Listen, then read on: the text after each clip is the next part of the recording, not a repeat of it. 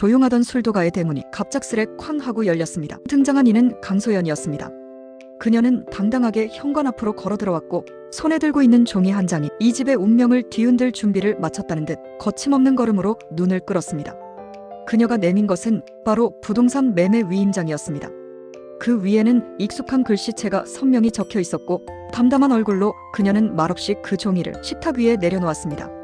그 순간 공기는 얼어붙은 듯 정지했습니다. 마광숙은 입술을 꾹 다문 채 종이를 바라보았고 오강수는 미동도 하지 않은 채 의자에 앉은 자세 그대로 굳어 있었습니다. 오흥수는 손에 들고 있던 상자를 내려놓았으며 그 속에 작은 병이 흔들리며 소리를 냈습니다. 마치 이 집의 균열을 예고하듯 말입니다. 그날 저녁 강소연은 자신의 존재를 지울 수 없다는 듯 이 집을 자신의 것이라 주장했습니다. 그녀가 내세운 근거는 과거 함께 살았던 기억과 오천수와의 관계, 그리고 무엇보다 자신의 딸이 이 집안의 핏줄이라는 사실이었습니다. 그러나 그 주장은 사실이 아닌 신념에 가까웠습니다. 그녀의 눈빛은 흔들리고 있었고 차가운 말투 뒤에 숨어있던 불안은 이 집 모든 이의 마음을 더 차갑게 만들었습니다. 잠시 뒤 대문이 또 한 번 열렸습니다. 이번에는 오천수였습니다. 그는 상황을 모두 파악한 듯 말없이 그녀의 손에 쥐어진 종이를 뺏어들고 그녀의 손목을 단호히 붙잡았습니다. 단 한마디 말도 없이 그녀를 조용히 집 밖으로 끌어내었습니다. 그 장면을 바라보는 이들의 눈에는 분노도 있었고 서글픔도 있었습니다. 그러나 그보다 더 강하게 남은 건 이제 이 집에 더 이상 과거를 붙잡고 있을 이유가 없다는 묵직한 깨달음이었습니다. 며칠 뒤 서울 가정법원의 법정. 재판장은 단호한 목소리로 물었습니다. 쌍방 합의 이혼이 맞습니까? 오천수는 고개를 끄덕이며 조용히 대답했습니다. 그리고 잠시 정적이 흘렀습니다. 그 정적을 깬 것은 강소연이었습니다. 그녀는 고개를 들고 단호한 눈빛으로 합의를 거부했습니다. 그 순간 법정 안의 공기가 얼어붙었습니다. 그녀는 오천수가 부정한 관계를 맺었으며 위자료 1억 원을 청구하겠다고 주장했습니다. 이제는 이혼조차 계약과 거래의 수단이 되어버린 상황이었습니다. 그러나 그날 밤 오천수는 조용히 움직이고 있었습니다. 그는 한동석에게 전화를 걸었고 지난 몇 달간 수집한 자료에 대한 최종 점검을 요청했습니다. 다음 날 아침 한동석의 비서가 손에 든 가방을 강남의 한 로펌 회의실 탁자 위에 조심스럽게 올려놓았습니다. 그 안에는 미국 체류 당시 강소연이 사용했던 가명, 계좌 내역, 허위 명의로 이뤄진 부동산 거래 기록, 그리고 이미 위자료로 지급된 돈이 어디로 흘러갔는지를 보여주는 상세 흐름표가 담겨 있었습니다. 자료는 충분했고 증거는 분명했습니다. 재판이 재개되었고 오천수 측의 변호인은 묵직한 서류 뭉치를 꺼내어 재판장에게 전달했습니다. 재판장은 서류를 넘겨보다가 눈썹을 찌푸렸고 그 자리의 분위기는 점차 변해갔습니다. 피고는 해당 자료에 대해 설명할 수 있습니까? 그 질문에 강소연의 변호사는 말문이 막혔습니다. 의뢰인과는 상의하지 않았다는 말을 남긴 채 그 자리에서 얼굴을 돌렸습니다. 강소연은 창백해진 얼굴로 재판장 앞에 앉아 있었고 그 눈빛 속에서는 계산이 틀렸다는 사실을 받아들이는데 너무 오랜 시간이 걸리는 듯 보였습니다. 재판장은 판결을 내렸습니다. 위자료 청구는 기각, 형사고소 가능성을 언급하며 재산 분할 요구 또한 불가하다는 판단을 내렸습니다. 강소연은 조용히 법정을 나섰습니다. 휘청이는 걸음과 무표정한 얼굴, 그녀의 뒤를 따르는 사람은 아무도 없었고 그 자리엔 더 이상 남아줄 이유도 없었습니다. 그리고 같은 날 저녁 오천수는 술도가 마당에서 문미순과 마주 앉아 있었습니다. 그의 손엔 작은 반지 상자가 들려 있었고 그녀는 조용히 그의 눈을 바라보며 작은 미소를 지었습니다. 그가 꺼낸 반지에는 지나간 시간과 지켜내고 싶은 사람이 담겨 있었습니다. 말없이 내밀어진 반지 위에 그녀는 천천히 손을 올렸고 그 순간만큼은 모든 불안과 상처가 조용히 흩어지는 듯했습니다. 그러나 진짜 충격은 그 이후였습니다. 이틀 뒤 술도가로 도착한 한 통의 등기 우편. 그 안에는 등기부 등본과 매매 계약서가 담겨 있었습니다. 작성일은 며칠 전, 매도인의 서명은 문미순이었습니다. 순간 모든 이의 눈빛이 흔들렸습니다. 마광숙은 무언가를 놓친 듯 입술을 앙다물었고 오천수는 손에 쥔 종이를 바라보며 말없이 고개를 떨구었습니다. 어째서 그녀가? 문미수는 침묵을 지키고 있었습니다. 그날 밤 오천수는 그녀를 다시 찾아갔습니다. 그녀는 문 앞에 서 있었습니다. 빛 한 점 없는 얼굴로 차분한 눈빛으로 그를 바라보았습니다. 그가 묻지도 않았지만 그녀는 조용히 입을 열었습니다. 그녀의 짧은 말 속에는 배신과 사랑, 실망과 이해, 그리고 그녀만의 복잡한 결심이 모두 담겨 있었습니다. 등기부 등본은 맞았습니다. 그러나 매매는 최종적으로 취소되었습니다. 그녀는 실제로 술도가를 팔려 한 것이 아니라 한 번쯤 오천수의 믿음을 시험해보고 싶었을 뿐이었습니다. 그녀가 그에게 바란 건 두려움 속에서 망설이는 사랑이 아니라 모든 것을 알아도 지키고 싶은 사람이라는 확신이었습니다. 오천수는 아무 말 없이 그녀를 끌어안았습니다. 그날의 껴안음은 이전보다 훨씬 무거운 약속이 되었습니다. 하지만 이야기는 거기서 멈추지 않았습니다. 그날 밤 술도가의 창고에서 오강수는 오래된 서류 하나를 발견했습니다. 그 위엔 장미애의 이름이 적혀 있었고 날짜는 지금으로부터 정확히 20년 전이었습니다. 그리고 그 아래에는 작은 메모가 붙어 있었습니다. 언젠가 내가 되찾으러 올 것이다. 과연 이 집은 정말로 안전해진 걸까요? 정적이 감도는 술도가 안채. 문미수는 방 안쪽에 놓인 작은 상자에서 매도 계약서를 꺼내 조용히 바라보고 있었다. 그 종이는 수개월 전 강소연이 술도가를 통째로 팔기 위해 들고 왔던 문서였다. 모두가 그 계약이 성사된 줄 알았지만 진실은 달랐다. 미수는 마치 아무 일도 없었다는 듯 그 종이를 불 위에 던졌고 종이가 서서히 타오르며 재로 변하는 모습을 묵묵히 지켜보았다. 그것은 단순한 문서 소각이 아니었다.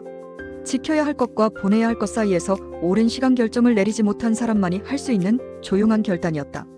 같은 시각 오천수는 외출을 앞두고 있었다. 그는 양복자락을 털며 손에 쥔 서류 가방을 확인하고 뒤늦게 도착한 문미순을 향해 짧은 눈인사를 건넸다. 말은 없었지만 두 사람의 눈빛에는 이해와 경계 그리고 알 수 없는 불안이 교차하고 있었다. 술도가의 마당 한편에서는 오강수가 분주히 장작을 정리하고 있었다. 그는 한참을 움직이다 문득 장독대 너머로 강소연이 서 있는 모습을 발견했다. 그녀는 집안을 향해 한참을 바라보다 이내 조용히 자리를 떴다. 말없이 사라지는 그녀의 뒷모습이 유난히 불길해 보였고 강수는 이상한 기시감을 떨쳐내지 못했다. 이윽고 해가 지고 술도가 안채는 조용해졌다. 그러나 그 고요함은 오래가지 않았다. 강소연이 또 한 번 예고 없이 들이닥쳤다.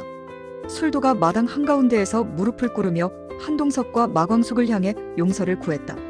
그녀의 행동은 즉흥적이지 않았다. 숙려기간 종료를 앞두고 있었고 이혼을 철회하겠다는 의사를 마치 대단한 반성처럼 포장하고 있었다. 그러나 그녀의 말은 곧 모순으로 이어졌다. 법적 부부임을 강조하며 한동석의 존재를 견제했고 마광숙을 겨냥한 날선 시선에는 여전히 질투와 경계심이 담겨 있었다. 오천수는 더 이상 그녀를 받아줄 수 없다는 결정을 내렸다. 그는 직접 그녀의 캐리어를 끌어내어 대문 밖으로 옮기고 한마디 말 없이 등을 돌렸다. 그의 어깨는 무겁게 내려앉아 있었지만 단호했다. 그 결단은 단지 이혼을 위한 행위가 아니라 자신과 가족을 향한 마지막 보호막이었다. 강소연이 떠난 뒤 마광숙은 홀로 주방에서 식기들을 정리하고 있었다. 한동석은 조심스럽게 그녀의 옆에 다가와 더는 마음에 담아두지 말라고 말하려 했지만 그녀는 끝내 고개를 들지 않았다. 말보다는 기다림이 필요한 순간이라는 걸 그는 누구보다 잘 알고 있었다. 그날 밤 오홍수는 공주실과 저녁을 먹던 중 지옥분이 병원 원장 백현성과 함께 있었다는 사실을 전해 듣게 된다. 그의 표정은 단숨에 어두워졌고 불편한 기색을 감추지 못한 채 식사를 중단했다. 그의 감정은 질투였다. 그러나 그것은 사랑에서 비롯된 감정보다는 자신이 통제할 수 없는 상황에 대한 미성숙한 반응에 가까웠다. 지옥부는 흥수의 태도에 단호하게 선을 그었다. 그녀는 누군가의 허락을 받아야 할 이유도 의심을 받아야 할 이유도 없다는 듯 그와 거리를 두기 시작했다. 한편 독고탁은 자신의 방으로 장미애와 오강수를 불렀다. 그는 오래전부터 마음속에 묻어두었던 이야기를 꺼낼 타이밍을 고민해왔다. 오강수의 존재가 이 집안에서 막내라는 이름으로 너무나 자연스럽게 살아왔지만 그 안에는 누구도 알지 못한 긴 그림자가 드리워져 있었다.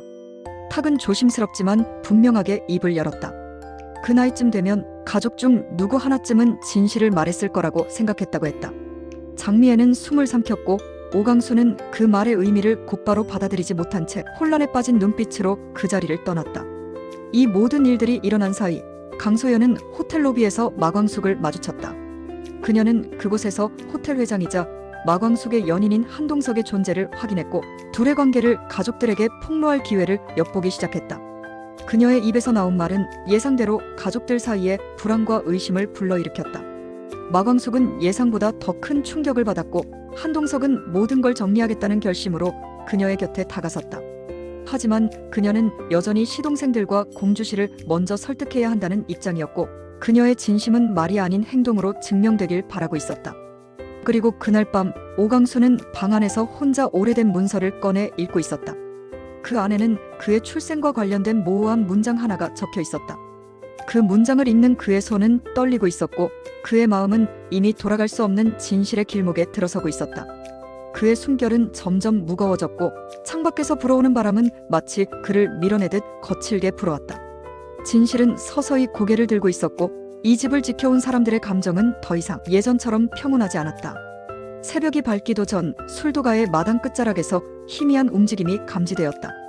오강수는 홀로 마당을 가로질러 집을 나서고 있었다. 누구에게도 행선지를 알리지 않았고 휴대전화는 꺼둔 채였다. 그의 발걸음은 다소 무거웠고 무엇보다도 확신보다는 두려움이 더 짙게 배어 있었다. 그가 향한 곳은 서울 도심 외곽에 위치한 복지재단이었다. 20여 년 전 산모 보호와 출산 기록을 관리하던 기관으로 지금은 대부분의 서류가 디지털화되어 있지만 일부 종이 기록이 보존되어 있었다. 그는 출생 기록 열람 신청서를 조심스럽게 제출하며 그동안 의심조차 하지 않았던 자신의 정체에 처음으로 손을 댔다. 며칠 후 도착한 기록 속 한 장의 복사본은 지금껏 가족이라 믿어온 관계의 균열을 가져왔다. 출생자 명단에 장미애의 이름은 없었다. 그 대신 그에게는 전혀 익숙하지 않은 이름이 침모로 기재되어 있었다. 강수는 아무 말 없이 봉투를 접었고 그의 눈빛은 그날 이후로 이전과는 다른 결을 띠게 되었다. 술도가에서는 마광숙이 여느 때처럼 아침을 준비하고 있었다. 그러나 강수가 종일 방 안에서 나오지 않자 그녀는 불안한 예감에 사로잡혔다. 문을 두드렸지만 아무런 반응이 없었고 안에서 새어나오는 인기척도 느껴지지 않았다. 그녀는 침착함을 가장했지만 눈동자에는 걱정이 깊이 배어 있었다. 오후가 되자 마광숙은 결국 장미애를 찾아갔다. 반찬가게 앞에서 그녀는 평소와 다름없이 고객을 맞이하고 있었지만 광숙의 접근에 그녀의 미간은 일시적으로 굳어졌다. 광숙은 침묵 속에서 마주했고 그 시선만으로 질문을 대신했다. 장미애는 짧은 정적 끝에 무표정한 얼굴로 시선을 피했다. 회피하는 태도는 곧 사실을 인정하는 것이나 다름없었다. 그들 사이에 오랫동안 묻혀있던 과거가 드디어 다시 고개를 들고 있었다. 같은 시각 문미수는 편의점 창고를 정리하던 중 봉투 하나를 발견하게 된다. 봉투에는 보낸 이의 이름은 없었고 수신인 칸에는 오천수 씨 앞으로라는 필체만이 남겨져 있었다. 그녀는 봉투를 열지 않은 채 오천수에게 그대로 전달했다. 편지를 받은 오천수는 방 안에서 오랜 시간 움직이지 않았다. 그 안에는 누군가가 남긴 짧은 메모가 적혀 있었다. 출산 이후 아이를 부탁한다는 내용, 그리고 아이를 직접 키울 자신이 없다는 고백이 담긴 그 메모는 그의 심장을 차갑게 식혀버렸다. 놀라운 것은 그 메모의 서명자가 다름 아닌 장미애였다는 사실이었다. 그는 더 이상 말이 필요 없다는 듯 조용히 고개를 들었다. 문미순이 그런 그를 바라보는 눈빛에는 놀람보다 오래도록 준비해온 이해와 침묵이 담겨 있었다. 그날 밤 술도가 마당에 앉아있던 오강수는 한참을 말없이 눈을 감고 있었다. 숨을 깊이 들이마시며 그는 내내 억눌러왔던 감정의 물꼬를 터뜨릴 준비를 하고 있었다. 오천수는 그런 강수 곁으로 다가와 함께 앉았다. 둘 사이에 말은 오가지 않았지만 그 정적 속에 진심이 흐르고 있었다. 결국 강수는 침묵을 깨고 자신이 오씨 집안의 혈연이 아니라는 진실을 털어놓았다. 오천수는 강수의 말을 막지 않았다. 오히려 그의 시선은 깊어졌고 형제라는 인연은 피보다 더 견고할 수 있다는 걸 보여주듯 담담하게 강수의 어깨를 두드렸다. 그날 밤 오강수는 처음으로 마음속에 무거운 짐을 내려놓을 수 있었다. 그리고 오천수는 자신이 지켜야 할 진짜 가족의 의미를 되새기게 되었다. 다음 날 새벽 장미애는 진료 예약 카드를 챙기고 집을 나섰다. 그녀의 발걸음은 일정했고 그녀가 향한 곳은 시내 한복판의 병원이었다. 진료 과목은 종양외과였고 예약자는 장미애였다. 접수처에 진료 카드를 내밀던 그녀의 손끝은 미세하게 떨리고 있었으며 그 눈빛 속에는 예고 없는 고요함과 체념이 담겨 있었다. 그녀는 오랜 시간 자신이 숨겨온 진실에 대해 누구에게도 알리지 않았다. 심지어 지금 이 순간에도 그녀는 그 진실을 드러내기보다 조용히 자신의 시간을 정리하려 했다. 삶의 끝자락에서 과거의 죄책감과 현재의 병증이 뒤섞인 채 그녀는 그 누구의 손도 잡지 않은 채 혼자 싸우고 있었다. 하지만 술도가에는 아직 그 어떤 진실도 완전히 드러나지 않았다. 사랑도 배신도 병도 혈연도 모두 누군가의 선택 아래 감춰져 있었다. 지금 이 집을 움직이는 것은 진심이 아니라 오랫동안 덮어두었던 침묵과 억제된 감정들이었다. 이제 그 진실을 감당할 사람이 누구인지, 그리고 과거의 그림자를 등지고 앞으로 나설 수 있는 사람이 누구인지, 그 질문은 곧 이 집안 전체를 뒤흔들 운명의 열쇠가 될 것입니다. 오전 11시 술도가의 마당에는 부드러운 햇살이 깔려 있었다. 그러나 햇살 아래 사람들의 표정은 어둡기만 했다. 장미애는 평소보다 더 조용했고 공주실도 여느 때보다 말을 아꼈다. 공기 속에 흐르는 정적은 이 집안의 어느 누구도 감추지 못한 균열을 암시하고 있었다. 그 균열은 말보다 눈빛으로, 대화보다 행동으로 서로의 사이를 흔들고 있었다. 그날 오후 오강수는 가족들이 모두 외출한 틈을 타 장미애의 서랍을 조용히 열어보았다. 안에는 익숙한 약 봉투와 몇 장의 병원 진단서 사본이 들어있었다. 그는 떨리는 손으로 진단서 내용을 읽었고 그 안에서 악성이라는 단어를 발견하는 데는 오래 걸리지 않았다. 그 순간 그의 시야는 흐려졌다. 분노와 연민, 그리고 아직 미처 끝나지 않은 혈연에 대한 희망이 서로 얽혀 마음속을 마구 흔들어댔다. 장미애가 자신에게 출생의 진실을 숨기고 있었던 이유가 단지 두려움 때문만은 아니었음을 그는 그제야 이해하기 시작했다. 저녁 무렵 장미애는 집으로 돌아와 자신의 서랍이 조금 열린 것을 확인했다. 그녀는 말없이 서랍을 닫았고 아무에게도 묻지 않았다. 다만 주방으로 돌아가 작은 수첩을 꺼내 오강수의 이름을 한참 동안 들여다보고 있었다. 밤이 깊어지자 문미수는 편의점 문을 닫고 주방 안쪽의 작은 테이블에 앉았다. 그녀는 손에 쥔 반지를 천천히 굴리며 오천수와 함께했던 날들의 기억을 떠올리고 있었다. 그 기억 속에는 웃음도 있었지만 그보다 더 많은 시간이 침묵과 기다림으로 채워져 있었다. 그녀는 스스로에게 되묻고 있었다. 지금 이 남자 곁에 남는 것이 진심에서 비롯된 것인가, 아니면 습관처럼 남은 것인가. 그 순간 편의점 문이 조용히 열렸다. 들어선 사람은 오천수였다. 그는 무거운 표정으로 다가와 조용히 테이블에 앉았고 둘 사이에 긴 정적이 흘렀다. 미수는 아무 말도 하지 않은 채 천수의 앞에 컵 하나를 내려놓았다. 그의 눈은 피곤했고 그녀는 이미 그 안에 숨어있는 무게를 알고 있었다. 술도가에서는 그 시각 마광숙이 부엌에서 작은 상자를 꺼내 오래된 반지를 닫고 있었다. 그 반지는 한동석과 약속했던 결혼의 상징이었지만 지금 그녀는 그 약속이 과연 가족에게 상처를 남기지 않고 이어질 수 있을지 끝없는 회의에 빠져 있었다. 한동석은 그런 광숙의 고민을 이미 눈치챘다. 그는 가족회의를 요청했지만 오흥수와 오강수는 끝내 참석하지 않았다. 침묵이 곧 거절이라는 것을 그는 누구보다 빨리 알아차렸다. 그날 밤 마광숙은 자신의 방 창가에 앉아 하염없이 창밖을 바라보았다. 밖에는 조용한 바람만이 불고 있었고 그녀의 마음에는 한 사람의 부재와 5사람의 시선이 무겁게 내려앉아 있었다. 그리고 다음 날 아침 오강수는 가족 모두가 모인 자리에서 더는 감출 수 없던 진실을 꺼내들었다. 그는 자신의 출생 기록을 꺼내 보였고 장미애가 친모가 아니라는 사실을 정면으로 밝혔다. 모두가 놀랐고 공기마저 얼어붙었다. 장미애는 더는 변명하지 않았다. 그녀는 단지 고개를 숙였고 그 말 없는 침묵이 곧 사실임을 증명하고 있었다. 오천수는 입술을 굳게 다물었고 오범수는 손을 떨며 수첩을 닫았다. 그 누구도 이 사실을 쉽게 받아들일 수 없었다. 하지만 가장 상처받은 이는 오강수가 아니었다. 그 순간 가장 흔들린 이는 바로 마광숙이었다. 그녀는 형수로서 모든 걸 품으려 했지만 이 집이 감당해야 할 과거는 그녀가 안고 갈 수 있는 무게를 이미 훌쩍 넘어선 것이었다. 그녀는 그날 밤 처음으로 술도가를 떠날 생각을 하게 되었다. 이 집이 필요로 하는 형수가 아니라 자신을 온전히 사랑해주는 단 한 사람 곁으로 돌아가고 싶은 자신의 마음을 정직하게 마주하게 된 것이었다. 그러나 그녀가 몰랐던 것이 하나 있었다. 장미애는 그날 밤 병원으로 향하고 있었다.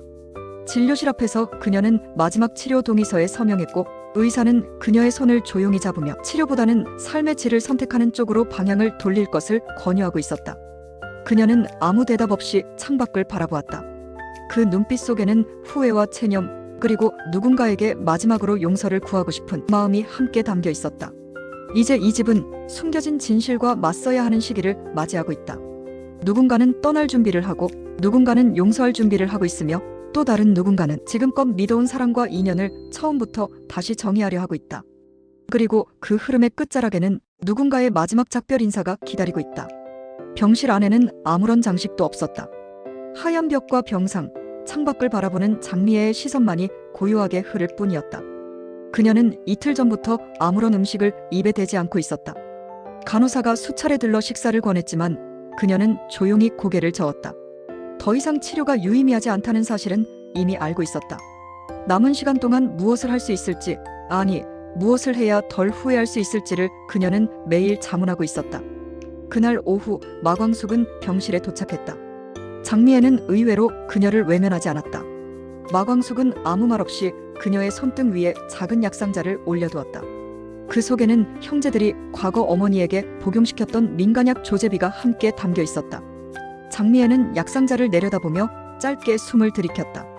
감사하다는 말은 끝내 나오지 않았지만 광숙은 그 표정만으로도 충분히 이해했다. 서로에게 남은 시간이 길지 않다는 걸 두 사람 모두 알고 있었고 이제는 말이 아닌 시선과 마음으로 마지막을 준비해야 한다는 걸 알고 있었다.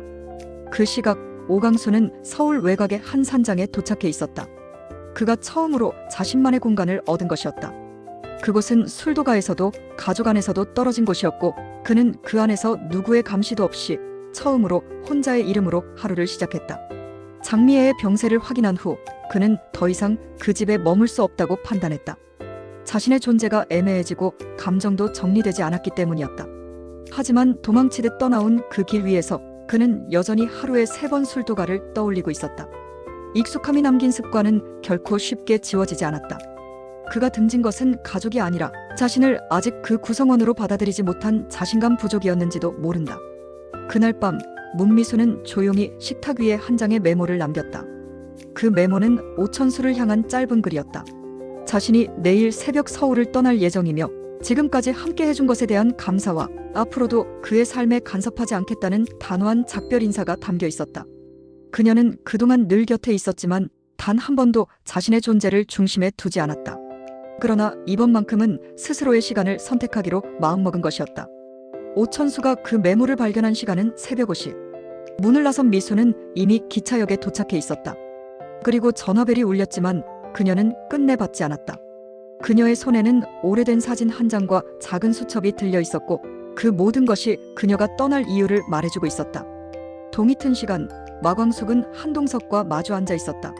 그녀는 지난밤 거의 잠을 자지 못한 듯 초췌해 보였고 동석은 무언가를 결심한 듯 단정한 양복 차림이었다. 그는 광숙에게 함께 서울을 떠나자고 제안했다. 이 도시는 이제 그녀에게도 자신에게도 상처만을 남긴 곳이라고 말했다. 하지만 마광숙은 고개를 천천히 저었다. 그녀는 아직 이 집을 떠나지 못한다고 했다. 정확히는 이 집을 정리하지 않고는 어디로도 갈 수 없다는 표현에 가까웠다. 한동석은 그 말에 말없이 고개를 끄덕였다. 이해한다는 듯. 그러나 그 역시 이제 자신의 길을 정하겠다는 결심이 서 있었다. 며칠 후 술도가의 마당에는 긴급 가족회의가 소집되었다. 공주실과 내 시동생 그리고 마광숙과 한동석까지 모두가 모였다. 그 자리는 향후 술도가 운영에 대한 중대한 결정을 위한 자리였다. 오천수는 그 자리에서 술도가의 일부 지분 정리를 제안했다. 공동경영이 아닌 형제간의 권한을 명확히 나누자는 취지였다. 오흥수는 격하게 반발했고 오강수는 끝내 자리에 참석하지 않았다. 하지만 오범수는 그 제안을 조심스럽게 지지했고 공주실은 마광숙의 의견을 먼저 묻는 형식으로 회의를 마무리지었다. 모든 의견이 분분했지만 마광숙은 그날 밤 조용히 서류를 정리했다. 그녀는 한동석과의 결혼을 잠정 보류하겠다는 입장을 정리하고 그동안 자신의 이름으로 지켜온 술도가 운영권을 형제들에게 일정 비율로 위임하기로 결정했다.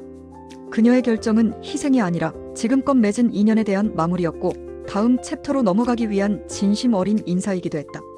술도가의 대문이 조용히 닫혔다. 오광수는 산장에서 돌아오는 길에 다시 그 문 앞에 섰고 마광숙은 낯선 여행 가방을 들고 역을 향해 걸었다. 문미수는 서울을 지나 남쪽 끝의 바다마을에 도착해 있었고 한동석은 회사 이사회를 소집한 후 모든 직함을 내려놓는 사직서를 내고 있었다. 그리고 장미애는 병원 창가에서 조용히 첫눈을 바라보고 있었다. 그녀는 창문을 열고 바람을 들이마셨고 그 입술 끝에는 처음으로 아주 작은 미소가 걸려 있었다. 모든 것은 변하고 있었고 그 변화 속에서 각자의 방식으로 그들은 이제 조금씩 자신을 구하고 있었다.